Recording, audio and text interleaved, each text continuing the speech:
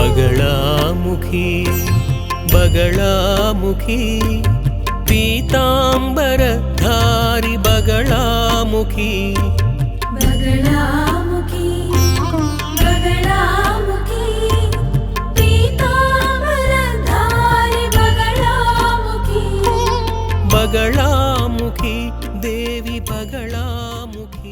जय जगन्माता देवी बगलामुखी। ओम ह्रीं बगलामुखी वरदे सर्वसौभाग्यप्रदायिनी समस्त भक्तानां सर्वाभीष्टं साधय साधय ह्रीं ओम स्वाहा। కాలగమనానికి పరిమితులు లేనట్టుగా సూర్యమంగళం తాంత్రిక విద్యాపీఠమునందు వెలసినటువంటి శ్రీ బగళాముఖీదేవి క్షేత్రమున ప్రతిరోజు అమ్మవారికి ఆరాధనలు జరుగుతుంటాయి. ఇక్కడ 3 కాలాల పూజలు నిర్వహిస్తారు. ఉదయం, మధ్యాహ్నం, అలాగే రాత్రి, అలాగే సాయంత్రం పూట దీపారాధన చేస్తారు. 4 కాలాల పూజలు అని చెప్పవచ్చు. ఇవి చాలా సంవత్సరాలుగా నిర్వహిస్తూ వస్తున్నాం.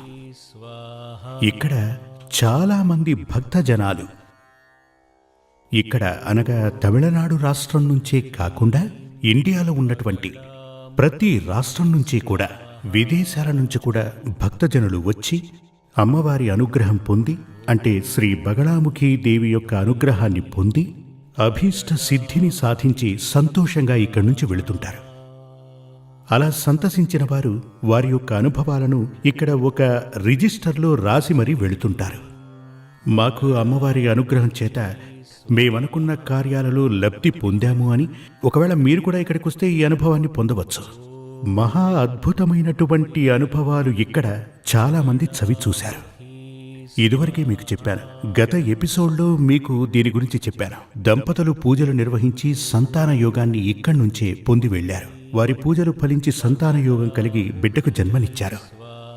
అంటే ఒక పూజ ప్రారంభించడానికి ముందుగా, నా ఉద్దేశం పూజ ప్రారంభించడానికి ముందు అంటే పరిహార పూజ ప్రారంభించడానికి ముందే తీసినటువంటి ఎపిసోడ్లోనే మీకు ఈ విషయాన్ని నేను చెప్పటం జరిగింది. ఆ పూజ జరిగింది. టెస్ట్ ట్యూబ్ బేబీ చేయించుకోవాలనుకుంటున్నామని వాళ్ళ జాతకం చూసినప్పుడు అవసరం లేదు, కొన్ని పరిహారాలు చేసుకుంటే గనక మీకు సహజంగానే సంతానం కలుగుతుందని కొన్ని పూజలు చేయించి, ఆ పరిహార పూజలు చేసిన తరువాత అప్పటికి ఆవిడ కన్సీవ్ కాలేదు. డాక్టర్లేమో సంతాన యోగం కలగదు అని చెప్పారట. పూజ ముగించుకుని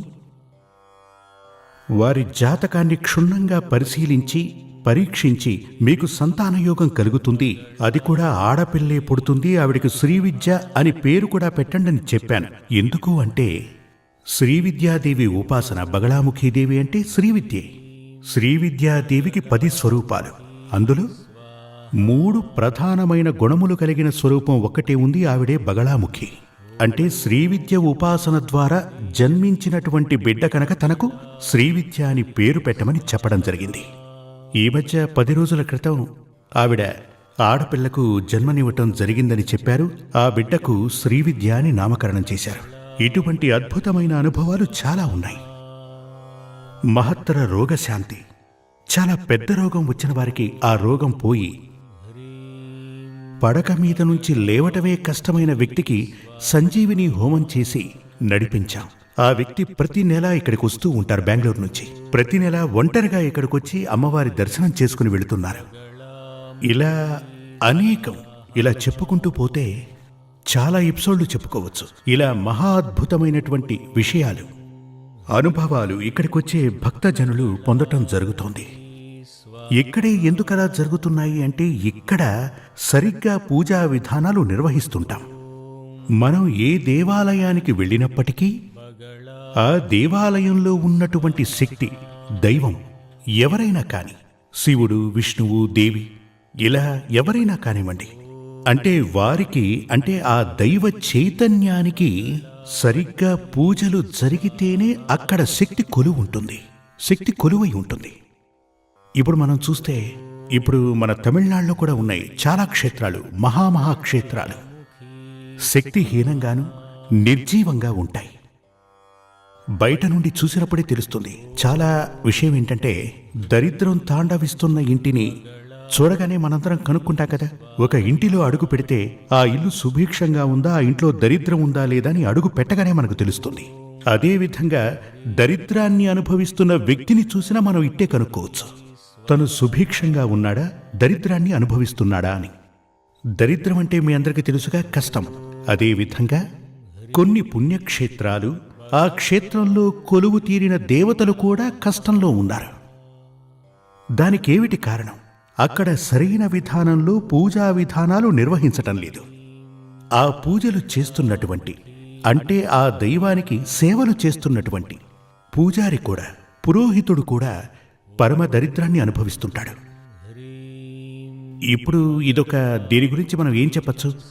ఇచ్చి పుచ్చుకోవటం, గివ్ అండ్ టేక్ పాలసీ అని చెప్తుంటారు కదా. ఇది అటువంటిదే. భగవంతునికి మనం మనస్ఫూర్తిగా ఏదైనా ఇస్తేనే ఆయన మనకిస్తాడు. ఉదాహరణకి ఓ దీపాన్ని తీసుకోండి, అందులోని ఒత్తిని పైకి తీసి అందులో నూనె పోస్తేనే దీపం ప్రకాశిస్తుంది. ఆ ప్రకాశమే మనకు దారి చూపుతుంది కదా. లాంతర్, ఆ లాంతర్ వెలగాలంటే ఇప్పుడు లాంతర్లు ఎవరు వాడుతున్నారు? బల్బ్ అనే మాట్లాడుకుందాం. ఇప్పుడు కరెంట్ ఉంది, మనకు బాగా వోల్టేజ్ ఉండాలి. ఆ వోల్టేజ్కి సరిపడే బల్బు కూడా ఉండాలి, లేకపోతే ఏమవుతుంది? వెలుగు చాలా హీనంగా ఉంటుంది కదా. అదేవిధంగా దేవుడు ఎవరైనప్పటికీ సరైన విధానంలో పూజా విధానాలు చేస్తేనే ఆ దైవ చైతన్యం ప్రకాశిస్తుంది. అలా శక్తివంతుడైన దేవుడే మనల్ని రక్షించగలడు. అంటే ఏ దేవాలయానికి వెళ్ళినా కొందరు చెప్తుంటారు, అవును స్వామి, నేను చాలా దేవాలయాలకు వెళ్ళాను, ఎటువంటి ఫలితం లభించలేదు అంటారు. ఇలా చూడండి, దేవుళ్ళంతా ఒక్కటే. ముందుగా ఆ విషయాన్ని తెలుసుకోండి. అన్ని దేవాలయాలకు వెళ్ళక్కర్లేదు, ఒక్క దేవాలయానికి వెళితే చాలు, ఒక్కరిని దీక్షగా ధ్యానిస్తే చాలు. అలా ఉన్నప్పుడు మీ కష్టనష్టాలనన్నింటినీ తీర్చేటువంటి బాధ్యత, ఆ శక్తి ఆ భగవంతునికి ఉంటుంది. కానీ ఆ భగవంతుడే గనక శక్తిహీనుడైతే, శక్తిహీనుడైనటువంటి వాని దగ్గరకెళ్ళి మనల్ని కాపాడమంటే శక్తిహీనుడు మనల్ని ఎలా కాపాడతాడు? కాపాడలేడు కదా. సూర్యమంగళానికి సంబంధించినంత వరకు నిష్టగా పూజలు నిర్వహిస్తూ ఉంటాం. ఇక్కడ కొందరు చాలా దూరం నుంచి వస్తుంటారు, విదేశాల నుంచి కూడా వస్తుంటారు. వారికి ఏం చెప్తామంటే 7 గంటలకు పూజ అంటే 6:45కే మీరుండాలంటాం. మీకోసం ఎదురు చూడటం కుదరదు. ఇక్కడ పూజలు నిష్టగా చేస్తుంటాం. ఇక్కడికొచ్చే కొంతమంది చెప్తూ ఉంటారు, ఇది లోకంలోనే అద్భుతం అని. నేనేం ఊరికే చెప్పట్లేదు, మీరు కావాలంటే ఇక్కడికొచ్చి చూడండి, మీరది కళ్ళారా చూడవచ్చు. ఇక్కడికొస్తే ఇక్కడ నిర్వహించేటువంటి విధి విధానాలు, శుచి, శుభ్రత, పూజా విధానాలు అన్నీ కూడా మీరు చూడవచ్చు. మీరు అత్యంత ఆశ్చర్యానికి లోనవుతారు. ఎందుకు అంటే ఇక్కడ ఉండేటువంటి వారు అపూర్వ దేవత శ్రీ బగళాముఖి. శ్రీ బగళాముఖి దేవి. చాలామంది నన్ను అడుగుతూ ఉంటారు, అమ్మవారికి అంత శక్తి, అంత మహత్తే ఉంటే ఎందుకని మరిన్ని దేవాలయాలు లేవు? ఎందుకు అంటే ఆవిడకంటూ కొన్ని విధి విధానాలున్నాయి, వాటిని తప్పనిసరిగా పాటించాలి. లేదు అంటే గనక ఆరాధన చేసే వ్యక్తికే ప్రమాదం వస్తుంది, అంటే పూజారే ప్రమాదంలో పడతాడు. ఇక్కడికొస్తే మీకు అన్ని విషయాలు తెలుస్తాయి. విధి విధానుసారమే ఇక్కడ పూజలు నిర్వహిస్తారు. మనిషిగా పుట్టిన ప్రతి ఒక్కరూ శరీర రూపేణా మనిషిగా ఉంటూ మానసికంగా మృగంలా ప్రవర్తించేవాళ్ళు 1,00,000 మంది ఉన్నారు. అలా ఉన్నటువంటి వారికి ఇది అర్థం కాదు. మీకు బుద్ధి ఉండాలి, తెలివి ఉండాలి. అలా ఉన్నట్లయితే తప్పకుండా మీరు ఇక్కడికి వచ్చారంటే ఇక్కడి మహత్తేంటో మీకు అర్థం అవుతుంది. మరో విషయం, ఇక్కడికి వచ్చిన తరువాత మీరు అనుకున్న కార్యాలు ఎందుకు జరుగుతుంటాయి అంటే, మీరు ఏమి చేస్తే, అంటే ఏంటంటే మీకు ఒక ఉదాహరణ చెప్తాను. ఇప్పుడు హాస్పిటల్కి వెళుతూ ఉంటాం. ఆ హాస్పిటల్కి వెళ్ళిన వాళ్ళందరికీ వ్యాధి నయమవుతూ ఉంటుంది. దానికి కారణం ఏమిటి? అక్కడున్నటువంటి వైద్యుడు రోగం ఏమిటో తెలుసుకుని దానికి కావలసిన మందులు ఇస్తున్నాడని అర్థం. అదేవిధంగా ఇక్కడికి వచ్చిన వారు, ఇప్పుడు వ్యక్తి వచ్చి మాకు సంతాన యోగం లేదు స్వామి, పూజ చేయండి అంటే మేము పూజలు చెయ్యం. ముందు నీ జాతకాన్ని తీసుకురా, అందులో నీకు సంతాన యోగం ఉంటే గనక, అసలు సంతాన యోగమే లేదా, ఈ విషయం జాతకం చూస్తే తెలుస్తుంది. సంతాన యోగం లేకపోతే ఎటువంటి పూజలు చేసినా ఏ ప్రయోజనము ఉండదు. ఇది అర్థం చేసుకోండి. సంతానయోగం ఉంది, కానీ దానికి చాలా అడ్డంకులున్నాయి.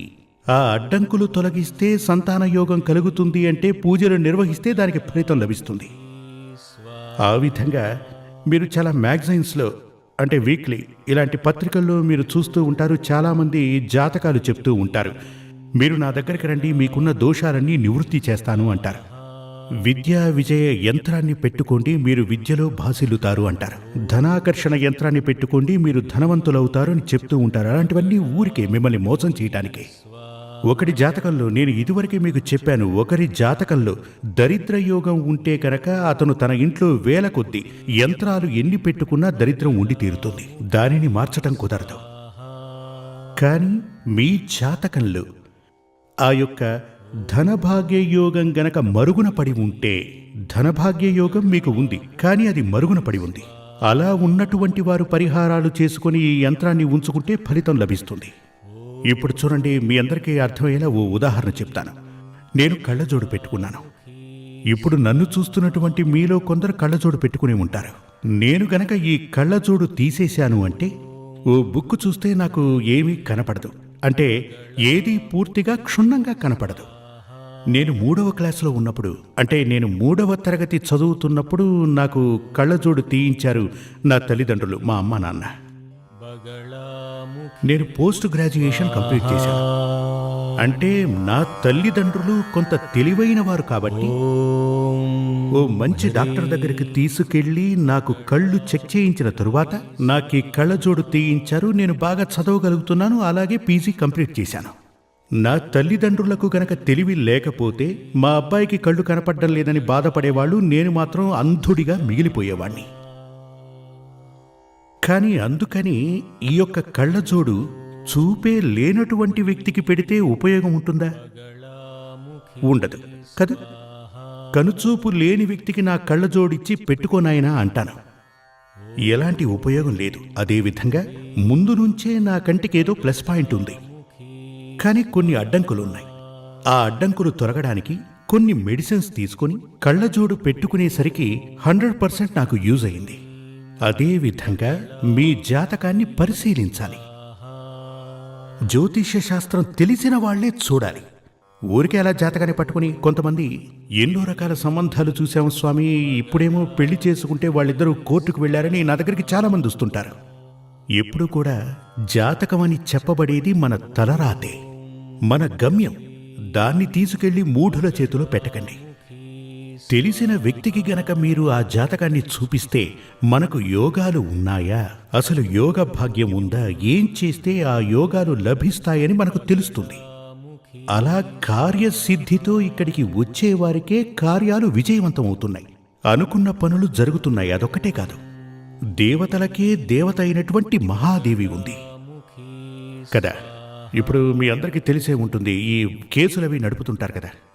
జిల్లా court, sessions court, high court, supreme court అని పైదాకా వెళుతుంటారు కదా. ఈ చిన్న చిన్న కోర్టుల్లో కొంతమందికి శిక్ష వేస్తూ ఉంటారు, పనిష్మెంట్ ఇస్తూ ఉంటారు. హైకోర్టుకు వెళితే ఏం జరుగుతుంది? హైకోర్టులో ఇంకేముంది, సరే పనిష్మెంట్ ఇస్తూ ఉంటారు. సుప్రీంకోర్టుకు వెళితే ఆ కేసుని కొట్టేస్తారు కదా. పక్కవాళ్ళు కూడా ప్రయత్నిస్తూ ఉంటారు. అంటే ఈ సుప్రీంకోర్టు అని చెప్పబడేది సుప్రీం పవర్. దానిపైన ఇంకేం లేదు. మన దేశానికి సంబంధించి దానిపైన ఇంకేం లేదు. అదేవిధంగా దైవాలకే దైవం, సాక్షాత్తు శక్తి స్వరూపిణి అయినటువంటి Bagalamukhi, the supreme power of the God. దాన్ని మర్చిపోకండి. ఏ విధినైనా మార్చగలిగే శక్తి ఆవిడకుంది, ఆ అమ్మవారికి ఉంది. ఆవిడనే శరణు కోరితే మరొకరిని శరణు వేడుకోవలసిన అవసరం లేదు. జై జగన్మాతాదేవి బగళాముఖి. నేను చెప్పేది మీకు అర్థం కావాలి. జగన్మాత అయినటువంటి ఆ పరాశక్తే నాలో ఉండి ఇలా మాట్లాడిస్తోంది, మిమ్మల్ని వినేలా చేస్తోంది. ఆ తల్లి నేను చెప్పేది మీ అందరికీ అర్థమయ్యేలా మీకు అనుగ్రహం చూపాలి. జై జగన్మాత దేవి బగళాముఖి. శ్రీ సూర్యమంగళం అద్వైత వేద విద్యాపీఠంలో తాంత్రిక పూజల్లో సిద్ధహస్తులైన ఎందరో ఆచార్యులు అమావాస్య, పౌర్ణమి రోజుల్లో ప్రత్యేక యాగాలు నిర్వహిస్తారు. ఈ యాగాల్లో పాల్గొనడం ద్వారా తల్లి శ్రీ బగళాముఖీదేవి అనుగ్రహం వల్ల సర్వదోషాలూ పోయి సకల సౌభాగ్యాలు మనకు కలుగుతాయి. శ్రీ సూర్యమంగళం అద్వైత వేద విద్యాపీఠం జ్యోతిష్యం, ప్రశ్నలు, వాస్తు, తాంత్రిక పూజలు మరియు వేదయాగాలు నిర్వహిస్తారు. సంప్రదించవలసిన నంబర్ 7305442299 7305442299. చెన్నై, కోయంబత్తూర్, బెంగళూరు, హైదరాబాద్, విజయవాడ, ఢిల్లీ, ముంబై, తిరునల్వేలి, టెక్సాస్.